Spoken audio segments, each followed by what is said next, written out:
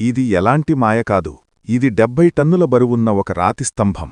కాని ఆశ్చర్యమేమిటంటే ఇది నేలని తాకకుండా గాల్లో తేలుతూ ఉంటుంది. 1902లో ఒక బ్రిటీష్ ఇంజనీర్ దీనిని కదిలించడానికి ప్రయత్నించాడు.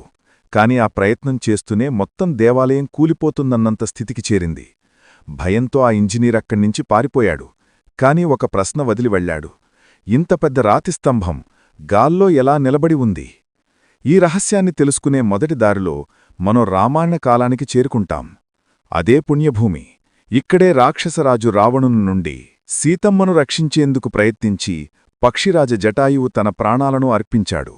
భగవంతుడు శ్రీరాముడు ఇక్కడకు వచ్చి మృత్యువునకు సమీపమైన జటాయువుకు లే పక్షి అంటే లేచి ఉండు పక్షి అని చెప్పి అతనికి మోక్షం ప్రసాదించాడు. ఆ దివ్యమయమైన సంభాషణ నుంచి ఈ ప్రాంతానికి పేరు వచ్చింది లేపాక్షి. కాని ఆశ్చర్యమేమిటంటే ఈ దేవాలయం శ్రీరామునిది కాదు, భగవాన్ శివుని అత్యంత ఉగ్రమైన శక్తివంతమైన అవతారం వీరభద్రుడుకు అంకితమైంది. ఈ ఆలయం 16వ శతాబ్దంలో నిర్మించబడింది. దేవాలయానికి కొంత దూరంలో ఒకే రాయిని చెక్కి తయారుచేసిన భారతదేశంలోనే అతిపెద్ద నంది విగ్రహం ఉంది.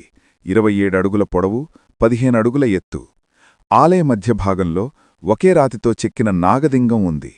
కార్మికులు దీన్ని కేవలం 1 గంటలోనే చెక్కారట. దగ్గర్లోనే ఒక విశాలమైన పాదముద్ర ఉంది. అందులో అన్ని ఋతువుల్లోనూ నీరు నిండి ఉంటుంది.